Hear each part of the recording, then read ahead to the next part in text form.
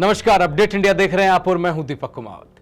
देश भर में स्कूलों से छात्रों द्वारा आत्महत्या के जो हाल ही में घटनाएं सामने आ रही हैं, वो कहीं ना कहीं शासन और प्रशासन पर कई सवाल खड़े करती है। लगातार ऐसे मामले कई चीजें सामने लेकर आ रही है। क्या हमारे स्कूल सच में बच्चों के लिए सुरक्षित है या फिर नहीं? हाल ही के अंदर जो मध्य प्रदेश से 11वीं कक्षा की छात्रा ने खुदकुशी की और अपने पीछे अपनी कॉपी में लिखा एक सुसाइड नोट छोड़कर चली गई। सुसाइड नोट में छात्रा ने अपने ही शिक्षक पर मारपीट और मानसिक प्रताड़ना के गंभीर आरोप लगाए हैं। परिजनों का कहना है कि घर में कोई समस्या नहीं थी, लेकिन स्कूल में उसका मानसिक तरीके से टूटना साफ झलक रहा था।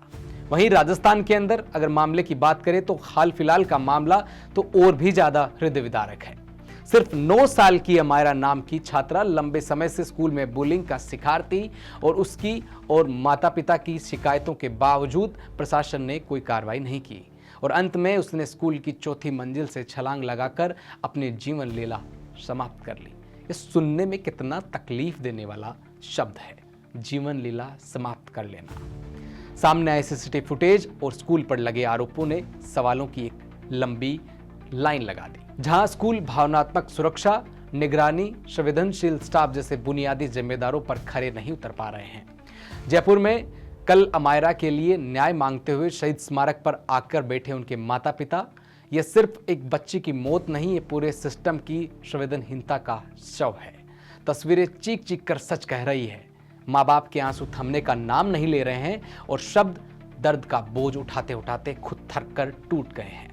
अगर जिम्मेदारों की आंखों का जरा सा भी पानी जिंदा होता तो आज अमायरा शायद जिंदा होती। राज्य की जांच में कुछ नहीं मिला, लेकिन सीबीएसई की रिपोर्ट कहती है स्कूल दोषी है। यह जांच नहीं, यह न्याय का उपहास है और सत्ता का खुला संरक्षण। कल अमायरा के माता पिता शहीद स्मारक पर 2 घंटे मौन बैठे रहे, लेकिन वह मौन नहीं था, वह सरकार की बहरी होती संवेदनाओं का सबसे तगड़ा तमाचा था। महंगी फीस है और सुरक्षा शून्य है, बुलिंग पर चुप्पी और सिस्टम की नजर में बस एक केस फाइल। लेकिन याद रखिए, आज अमायरा है, कल कोई और बेटी हो सकती है।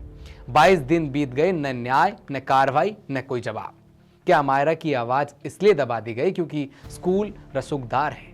क्या बच्चे की मौत भी अब संवेदना नहीं है, बल्कि प्रबंधन और सत्ता के इमेज मैनेजमेंट का हिस्सा बन गई है? छात्रों की आत्महत्या की बात कर रहे हैं तो एक बार दिल्ली के केस पर भी नजर डाल लेते हैं। दिल्ली में एक 10वीं के छात्र ने राजेंद्र पैलेस मेट्रो स्टेशन से कूदकर अपनी जान दे दी।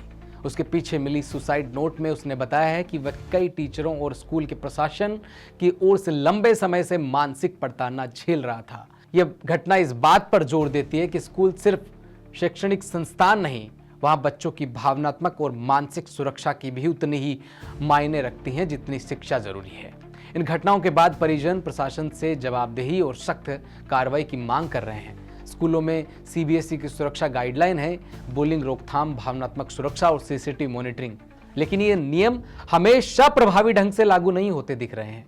अब ऐसे में सवाल ये उठता है, क्या हमें स्कूलों में बच्चों की मॉनिटरिंग और भावनात्मक सुरक्षा सुनिश्चित करने के लिए नए मापदंड और सख्त निगरानी तंत्र बनाने की जरूरत है? कोटा की अगर बात करें, राजस्थान के अंदर 2023 में 26 छात्र आत्महत्या कर चुके हैं। 2024 में कोटा में यह संख्या घटकर 17 हो गई, लेकिन ये अभी भी चिंतास्पद स्तर पर है। 2019 से 2022 के 4 साल में कोटा में कुल 52 छात्र आत्महत्या के मामले सामने आए, जिसमें से 10 आत्महत्या स्कूल कोचिंग स्कूल के छात्र ही थे। 2025 की शुरुआत में ही कोटा में पहले 22 दिनों के अंदर 6 विद्यार्थियों ने आत्महत्या की थी। क्या हो जब सफल होने के लिए जा रहे स्ट्रेस के चलते जिंदगी खत्म होती रहे? अब रोकथाम की जरूरत है, न्याय होना चाहिए, जवाबदेही तय होनी चाहिए और इसका मौन हम सबको मिलकर तोड़ना होगा, क्योंकि बच्चे सिर्फ घर का नहीं, देश का भविष्य होते हैं और भविष्य को गिरने देने वाले ही सबसे बड़े अपराधी हैं। आप क्या सोचते हैं इस पूरे घटनाक्रम को लेकर? क्योंकि लगातार इस प्रकार की घटनाएं सामने आ रही है, ऐसे केसेस देखे जा रहे हैं जहां पर अंत के अंदर केवल एक चीज देखने को मिल रही है कि माता पिता, परिजन और लोग मिलकर केवल न्याय मांग रहे हैं और न्याय नहीं, न्याय की भीख मांग रहे हैं। ये लगातार ये सामने आते हुए केस कहीं ना कहीं सवाल खड़े करते हैं स्कूलों पर, प्रशासन पर और जांच एजेंसियों पर भी।